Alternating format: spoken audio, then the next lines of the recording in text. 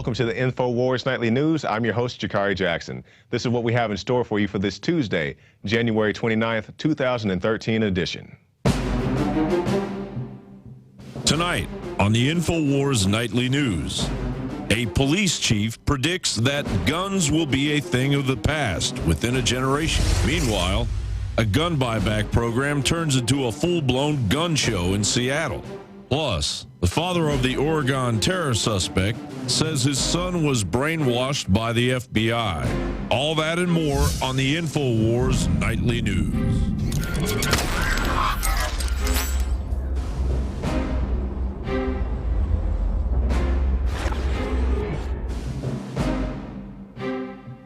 Top story headline: Police chief, within a generation, guns will be taken off the streets. These words said by San Diego Police Chief William Lansdowne, and we can see the quotes right there. These are the quotes said by somebody referencing Chief Lansdowne, who plays an active role in the western region of the International Association of Chiefs of Police.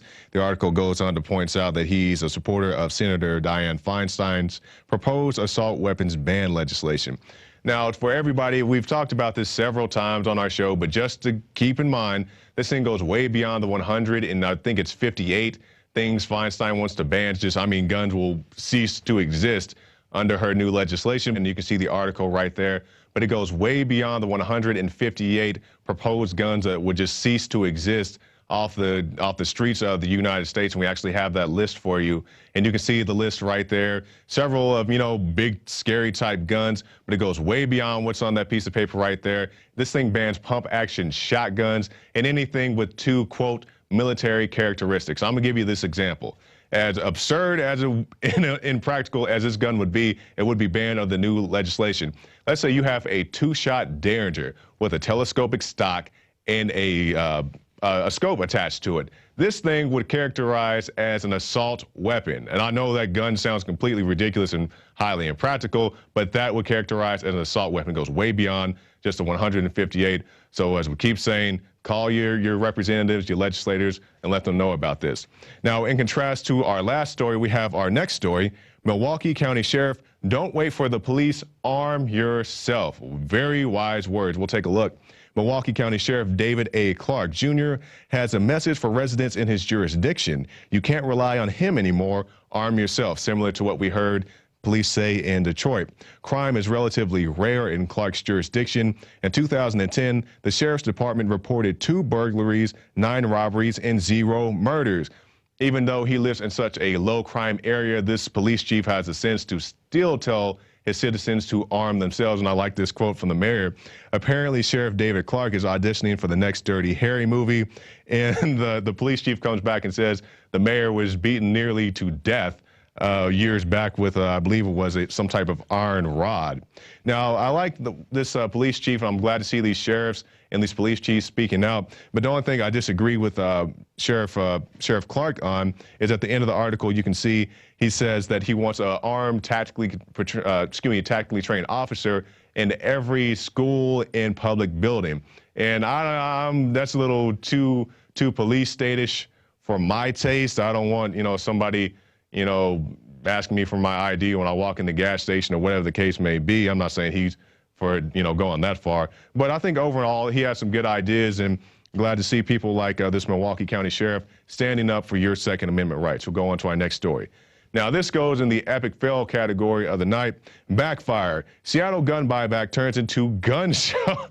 I'm waiting for this to happen in the city of Austin so I can say, hey, Alex, I need an advance, and I'm going to go out there and I'm going to buy everything I can. I'm not going to end up with 50 guns like he has, but, whatever. Anyway, let's take a look.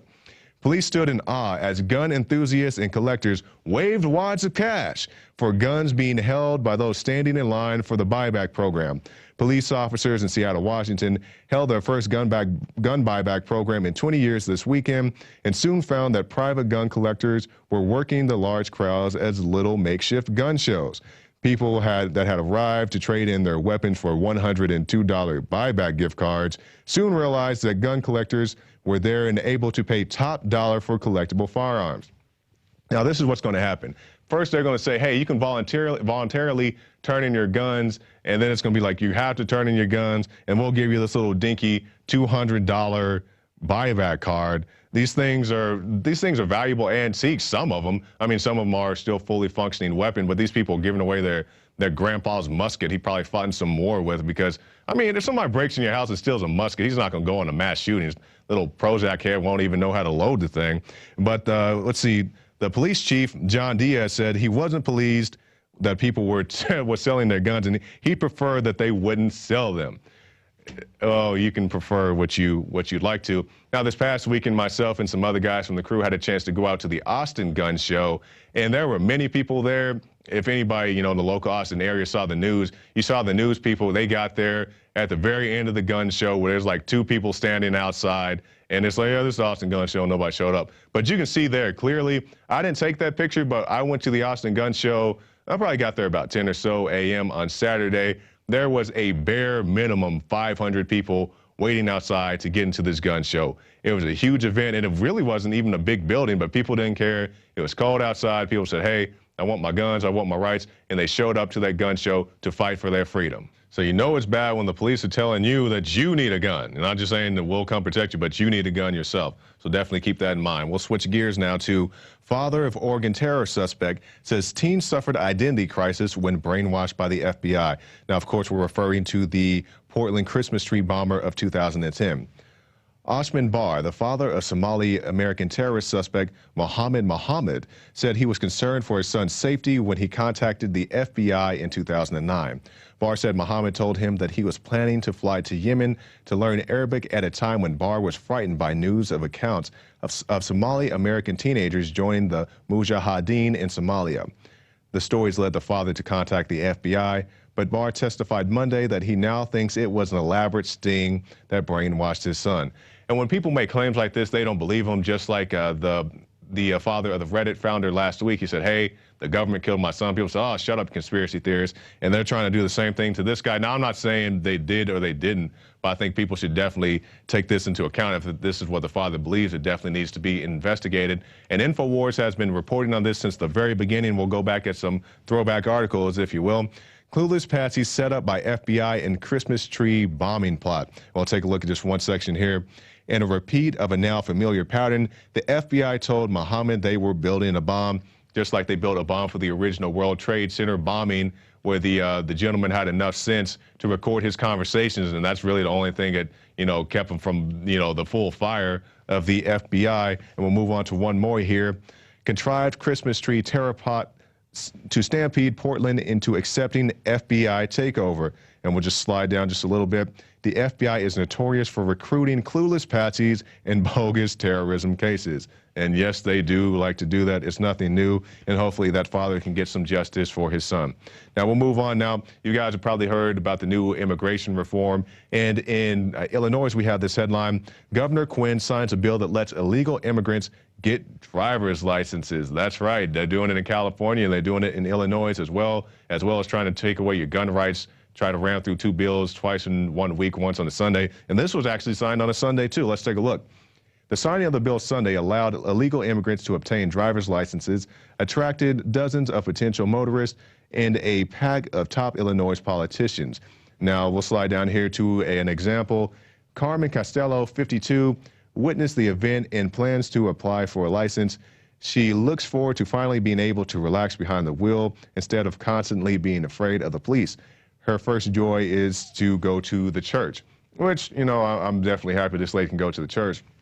My problem with this is, as we reported a few months ago now, when they award people in California, same thing, same privileges and rights of a driver's license.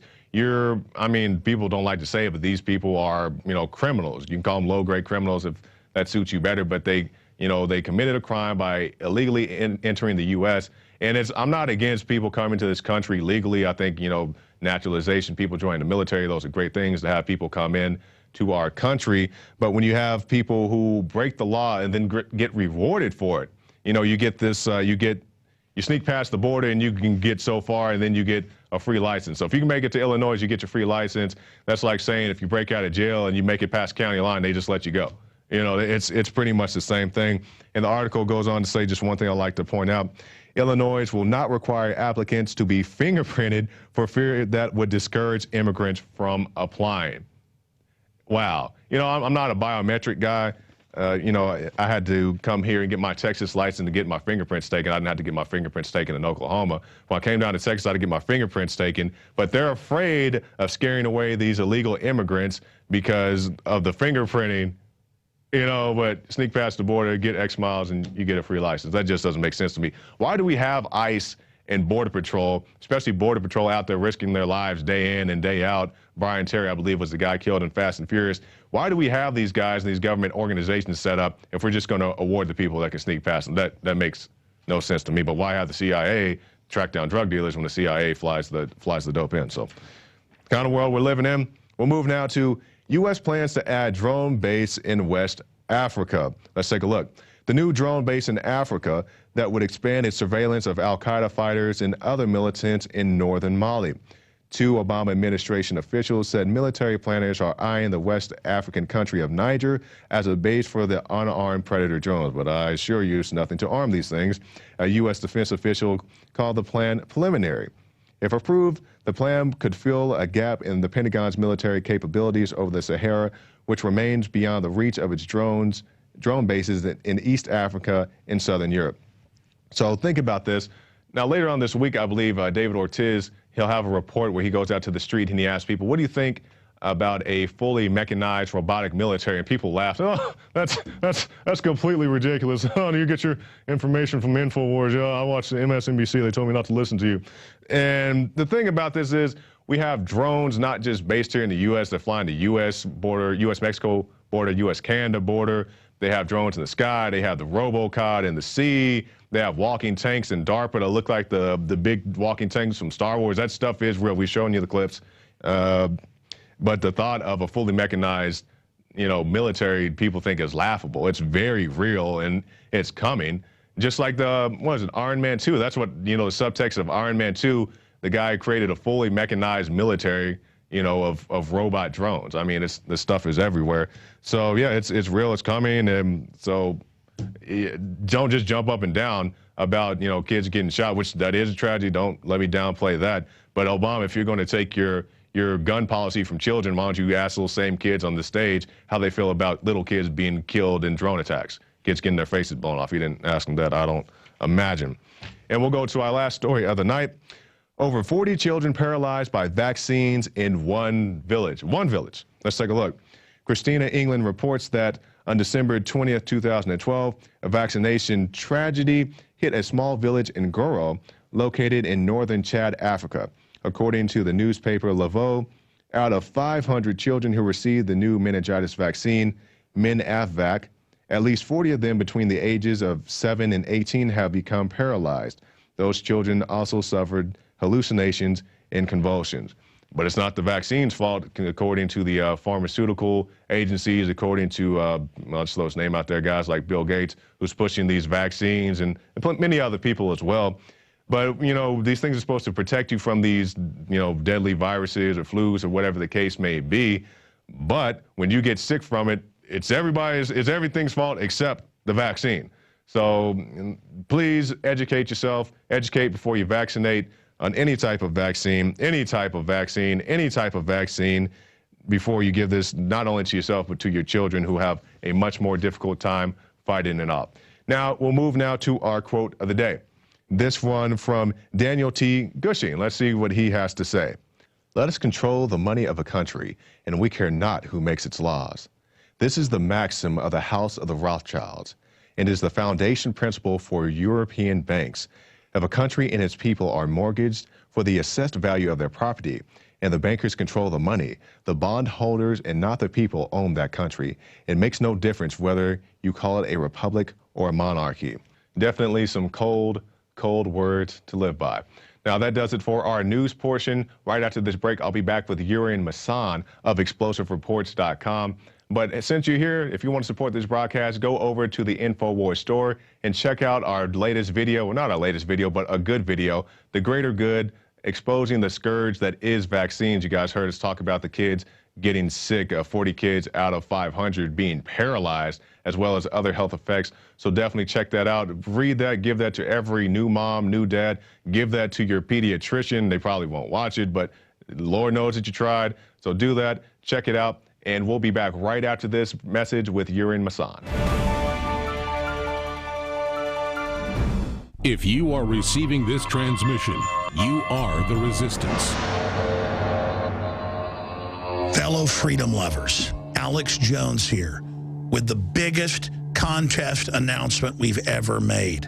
This is so incredibly exciting. We are launching Operation Paul Revere. What did Paul Revere do? He rode through the countryside in New England saying, to arms, the redcoats are coming. Oneth by land, twoeth by sea. And all that evil men and tyrants need to flourish is that good men and women do nothing. Let me officially announce Operation Paul Revere, a $100,000 cash first place winner to be judged by yours truly, Alex Jones. The film can be 3 minutes. It can be up to 2 hours. It can be fiction, nonfiction, documentary, drama. It's got to promote liberty and freedom and expose tyranny and oppression. And it's not just people in the U.S. that can enter. It's folks worldwide. The rules, the details are at Infowars.com/contest. You have to read the rules and officially sign up for this because it's a $100,000 prize, first place, $10,000 second place, $5,000 third place. But just as I did last year with the reporter contest, we are going to crowdsource from the pool of incredible talent out there and hire several official crews to be directors and writers and camera people in Infowars.com produced major films and documentaries that will be put in movie theaters and on cable. And I've got all the connections to get it done. Together, we're going to really give the New World Order hell. This is extremely exciting. I've made over 20 films. One of them alone has reached more than 40 million people on YouTube and Google Video. The Obama Deception, Endgame, Fall of the Republic, Road to Tyranny. Films are the most effective thing I do, but they're very time-consuming. And so I want to turn the power of we the people loose here. And your art, your research, your ideas are unstoppable. We're officially kicking the contest off this Friday. And you've got a little more than 3 months until April 30th. Just a little more than 3 months to produce your documentary or your film and get it out. And it will absolutely reach tens of millions of people. Our normal contests get about 500 entries. That's what $10,000 prizes. This is 10 times that. $100,000 for first place. That's one of the biggest contests out there. In fact, it's the biggest next to Doritos that has $100,000. This is huge, ladies and gentlemen. $115,000 in cash prizes and a shot to have your film produced and financed by Infowars.com. Edit it, upload it to YouTube and one other alternate public video site, and send your entry to Paul Revere at Infowars.com. The animating contest of liberty that Thomas Jefferson talked about is happening right now. The modern battlefield is in the mind more than ever. We use truth. The globalists use lies and deception. The corruption and oppression and high-tech police state is in our face. But the controllers are scared. They intended to use the internet to dominate and control humanity and surveil us. But we've turned their system against them. This is a historic crossroads that we have reached. And I ask you to ride in the year 2013, just as one of the founders of this republic did back in 1775. I'm calling you to arms in the InfoWar because the pen and the video camera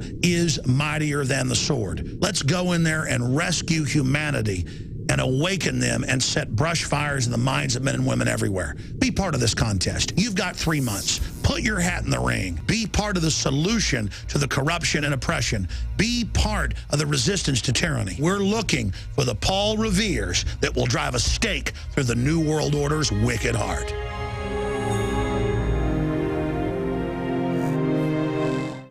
ProPure is introducing Pro One. All of your filtration in one system, portable, on the go. This is the Pro One by ProPure. You wanted it, you got it. No more do you have 2 or 3 filters to just reduce sodium fluoride. You have a system that cuts out the sodium fluoride and up to 95% of hydrofluorosilicic acid. Advanced manufacturing technology combines silver-impregnated white ceramic with new Aquamedics advanced media for removal of fluoride and other heavy metals, all in one filter element. It cuts out the acid derivative of fluoride. It is the only one that does it, and out of the gates, we have it discounted at 10% off with promo code WATER. This is the only system that in one unit helps reduce or remove pesticides, herbicides, chloramines, ammonia, and chlorine, hydrofluorosilicic acid, the most common form of fluoride not covered by other fluoride filter brands, and sodium hexafluorosilicate. This is a revolution against the tyrants. They love putting the toxic acid base of fluoride into your water. They love the fact that it's an adjuvant supercharging the trace Prozac in the water and the hormones and the other chemicals. By cutting out fluoride, you cut out the turbocharger in all the poison being artificially introduced into your body.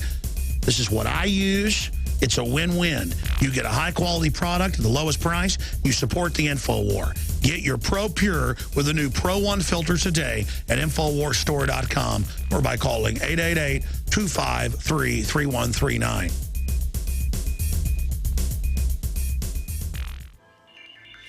Alex Jones here with a message that could revolutionize health in this country. Going back about a year and a half ago, I began to learn about the incredible health effects of longevity products. Aaron Dykes lost 92 pounds. We're going to show you some before and afters. Aaron, break down what happened, your story. I've worked really hard with diet and exercise to try to lose weight, but I just didn't get the results. It just didn't happen. Then I saw what you were doing with InfoWarsTeam.com.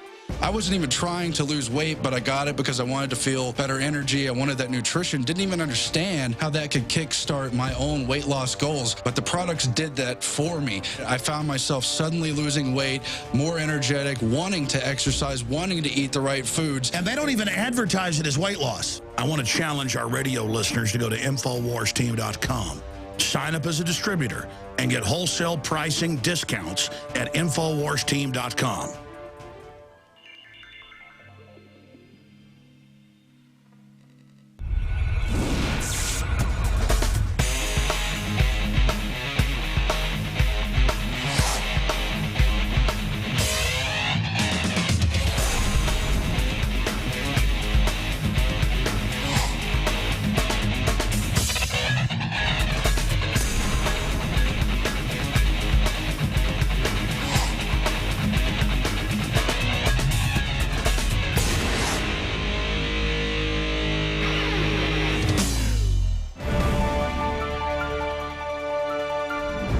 And welcome back. Our guest tonight is Urian Masson. He is an investigative writer for ExplosiveReports.com and also contributes to Infowars.com. He joins us now via Skype. Welcome to the show, Urian. Thanks. Okay, now, Urian, we have several things we want to talk about with you tonight, but I want to start with one particular one. You wrote an article just recently. It was about the Rothschilds hoarding gold. Here it is. Headline, House of Rothschild hoarding gold in face of coming collapse. Now, why would the Rothschilds be doing something like hoarding gold? Well, they've been doing it for quite some centuries now, hoarding the gold and selling those assets of gold to the kinds of nations they want to control or they want to have as engine for their own agenda. And my thesis in that article is that they are hoarding the gold and redistributing the gold towards the East, towards China particularly, so they can use China as their new economic engine for the world. Okay. Now, when you hear people say, you know, if you're hoarding gold or if you're interested in gold, if you're, you know, prepping or whatever the term is, they say, oh, you're some crazy conspiracy theorist. So if you're a conspiracy theorist for having a little bit of gold, maybe you go out and you spend a little bit every paycheck, but the Rothschilds are clearly hoarding gold, as you say, been doing it for centuries. How does that logic line up? Why wouldn't somebody want to have a little bit of gold stored up for their own personal use? Well, gold is especially valuable, of course, and most libertarians and people of the Austrian School of Economics know this, and they accurately describe gold as the most valuable asset you can have, the most stable one over the course of some time, especially in contrast to the fiat fiasco. Right. Which the central banks are pushing, and the Rothschilds are pushing as well.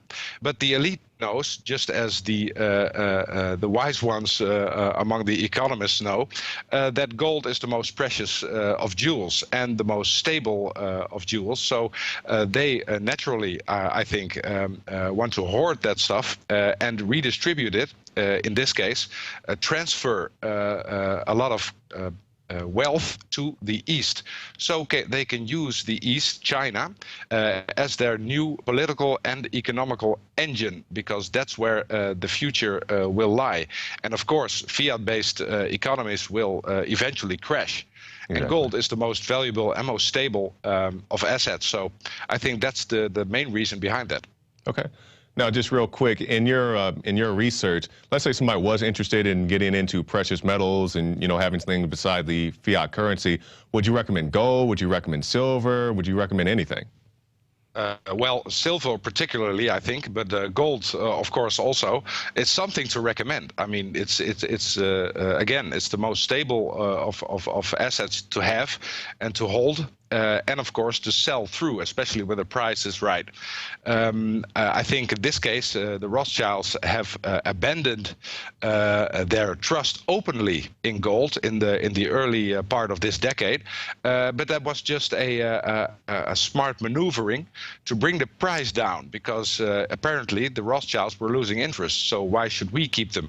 Right. We, as being the mainstream economists, and I think that's the reason, because they could sell it up real cheap, and then knowing that the price would rise again, sell them for a good price, and also maintain their monopoly position as a family in the East. Okay. Now we'll switch gears here to something that you were interested in talking about. This article headline: Population Control Advocacy Group Humans Equal Locust. Now, we've heard people such as Bill Gates, Ted Turner saying they want to significantly reduce the world population. But can you explain to us this particular article and what lies therein? Sure. It was David Attenborough, the famous conservationist, who recently told, I think, the Radio Times, that people equal a plague. Humanity equals a plague which spreads and consumes and then dies. That's his philosophy of mankind. And he has stated that and created quite some stirring, because again, it was clear that a large part of the let's say British elite have felt this way for a long time, that the population needs to be curbed and needs to be culled. So that's the main thing about it. I wrote about a reaction to this comment by Attenborough, by the British advocacy group Population Matters, and they have responded to Attenborough's comment by saying, well, surely he didn't mean that we are a disease. He probably just meant we're a plague of locusts. Yes. That's it, which consumes all that it sees and then dies off. This is a literal quote. Mm-hmm. Well, that's about the content of this article. Yeah, and I remember I believe it was in that article, you had the clip of Agent Smith from the Matrix movie, where he has the scene with I forgot his name, Morpheus, yes. And he's saying that human beings are a disease, they're locusts, they need to be controlled and pretty much wiped out. And as you said, the people say, well, we're not saying that you're a plague, you're a disease. We're just saying that you're locusts. You just consume everything, and then you move on to this thing and move on to the next area. And they're basically saying you're insects, and right. That's how they view the rest of the world. Yes, it is a certain outlook on humanity, on mankind, on man, as an insect, really, which just multiplies, spreads to areas, and consumes the natural resources. Of course, there can be said a lot about depletion of natural resources by people, but usually it's the elites of the country, the great corporations, people like Al Gore, actually, Right. who consume the most and deplete the most. So it's but to then spread this argument to all of mankind is actually dehumanizing, I think. Exactly, exactly. And Al Gore, you know, he has multiple homes, some on the ocean, and I believe the last estimate I heard was he has a $30,000 electricity bill. Mr. Carbon Tax is, you know, trying to tell you that you should turn off all the lights in your house, but he has a $30,000 electricity bill. Now we'll move on to this next article that you have about the crocodile hunter's daughter. Now, first, can you tell us a little bit about the content of her essay and then Hillary Clinton's reaction to that? Yes, she was invited in the first place by Hillary Clinton's initiative on it's like a blog on the State Department's website, an e-journal it's called. And as part of the Endangered Species Initiative, the little Irwin was asked to write an essay on how she became involved in the entire wildlife conservationism. Then Irwin, in all of her innocence, I think, wrote a typical neo-Malthusian essay describing the same old story that people are responsible for all of the calamities which befall mankind, and therefore people should be culled. I think the little Irwin did it out of a real conviction. It's not really evil, I think, but still the State Department's or Hillary Clinton's specific blog's reaction to this was they just censored it, censored the entire essay, and retracted it altogether in the end, because little Irwin would refuse to change her story. I think this signifies, in the end, that the government, the American government, but also the European ones, are extremely cautious in regards to this matter, because they have found that people, I think, look through their facades about population control, using climate change as an excuse to push population control programs, and therefore are skirmish when a little Irwin wrote her little neo-Malthusian tract. Right. Now, do you think, you know, Clinton, was this something that she said, I just don't want people to think about this in the forefront, or was there something else involved? Why do you think that they marked out so much of what Irwin had to say? I think what you said, I think people don't need to think about that on the forefront, because that's something we'll arrange on the background. I think that about sums it up, because it has been known from Hillary Clinton. She's a rabid advocate of things like, how do you call it, the American-based population control group. Right. All those matters, and she is on record as saying that people should not use the words population control, but just stay with climate change. Okay. Now, I got one final article as far as the population control. This one is about Prince Harry and his quote, humanity reaching plague proportions. Now, this kind of ties into what we were talking about earlier with Agent Smith and the Matrix movies, but can you break this down to us for a little bit? Sure. It was Prince Philip in 1984, the father of the current Prince of Wales, who said humanity is reaching plague proportions in 1984, that is. Signifying date, by the way. 1984, right. And he said that. Also, the plague comment is repeated. This is from 1984. This video, which I show on my website, has been known for quite some time. It's not new, but I printed it up again to relate it to Edinburgh's comments recently about people being equaling a plague, and of course the response by population groups to that. No, we're just locusts. And then Prince Philip said, well, we're reaching plague proportions, and therefore we need to be culled. They're on record saying this all the time. So it's nothing really new about that, but I think something which has to be emphasized over and over again. What do these neo-Malthusians say? Why do they say it? And where do they come from? And that's about this article. It also recaps a recent study by Paul Ehrlich, that's one of the writers of Ecoscience, which Alex covers extensively in his program, in which is called for mandatory sterilizations and putting sterilants in the water supply, you name it. And Paul Ehrlich is one of the founders of these kind of thinking, and he wrote a paper recently called "Can a Collapse of Global Civilization Be Avoided?" And of course, that's a very strange question, because yes, it can, but no, it cannot. Just how you view the world. And Paul Ehrlich is very clear. Yes, population reduction is a monumental task, but we can do it if we create global environmental governance. So that's, again, global government in your face.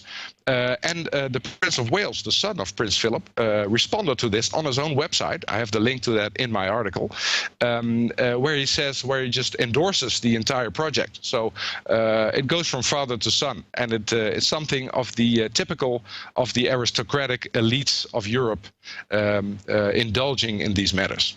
Exactly. Now, we don't want people to think that you're blowing smoke, so we actually have that clip of the prince in 1984, and we'll show that clip right now. 95% of the whole of the Atlantic rainforest in Brazil has disappeared in the last 100 years. There is simply nowhere for these animals to live. At the basis of it all is this colossal increase in the human population. It's one of the living species of the planet, but it's reaching plague proportions. All right, so you see it right there, straight from the horse's mouth. Now, you had one other thing that you wanted to mention. I thought this was pretty interesting. We have this article from the New York Times. The Queen says she will step down. What are your thoughts about that? Well, she has stepped down officially yesterday at about 7 o'clock our time. She went on television saying that she will step down after 33 years or something being a queen and being a yearly, annual and loyal member of Bilderberg, by the way, and transferring her powers to her son, that's William Alexander. And her son will now continue the same old agenda, I think, which Beatrix has pursued for quite some time, and her father before that, because Prince Bernhard, that was the father of Princess Beatrix, right. Queen Beatrix, has, of course, founded the Bilderberg Group. So it will be a continuous agenda. It will be brought, and it is being brought in our Dutch mainstream media as quite some change. The royal house will be renewed. There's new blood, etc. But it's as old as it can be, because the agenda is age-old, and any member which carries the torch at any one time is just pursuing the agenda which has been laid out for quite some centuries. It's quite a subject. All right. Now we're about to the end of our interview, so closing remarks, Urian. Well, I'd like people to just really investigate population control and all related matters, because I think in the near future, we will hear a lot more about from these neo-eugenicists, because that's what they are, and they will use any kind of excuse to push population control to the forefront, but they will decide that. There will be different factions among that. You will have the State Department or governmental factions, which will be openly reserved, but you will have the scientific factions, the scientific dictatorship behind that, which will be quite open. And they're already depopulating us at a mass scale by, for example, fluoride and other measures, anti-sterilization agents in vaccines and in GM foods. So I think this will be just a continuation of that entire concept, but will be increased in the coming years, because the climate change agenda has had its long time, and it is being discredited. It has been discredited, actually. So they will come up with new things, new kind of pollutions, which the plague mankind is responsible for. And therefore, we will be culled. So I think that will be increasingly obvious, and people should really investigate this. Exactly. Now, speaking of investigating this, are there any resources or anything that you would recommend to somebody who's, they're kind of on the fence? They hear, the Rothschilds, they hear Al Gore, and, they hear people like you, and they don't know what to decide. What would you recommend to somebody who wants to research this further? I seldom recommend Google, but in this case I would, because just enter in a search engine population control and just do your own research in regards to this. Also investigate the UN, go to their own website and find documents just in their own search engines, in their documents about population stabilization. Use the euphemisms that the UN is accustomed to using. So outright population control will not be deliver as much searches, but you can just research on the websites of the transnational organizations themselves if you're interested in this subject, and you'll find all kinds of well, dirty material. Exactly. Yurin Masan, thank you for your time, sir. Thank you, sir. And that brings us to the end of our show. But if you'd like to find out more of what Yurin was talking about in that interview, check out the Infowars store and check out Endgame, Blueprint for Global Enslavement. It has the depopulation plan, as well as many other things. A great film by Alex Jones, so be sure to check that out. And also check out the Infowars store for the new Pro Pure units. We have the new ones in. It's an all-in-one unit. It has the carbon water filter along with the fluoride filter in one element. So save yourself some time, save yourself some money, and get that today. And also, if you'd like to support our broadcast, stop by prisonplanet.tv. Get a membership. You can have up to 10 people on one membership. Many great special reports, the nightly news, the Alex Jones Daily Show, and also many other things, the rants, the movies. All of it is right there on prisonplanet.tv. Well, I'm Jakari Jackson, and that's going to do it for this edition of the Infowars Nightly News. We'll see you tomorrow night.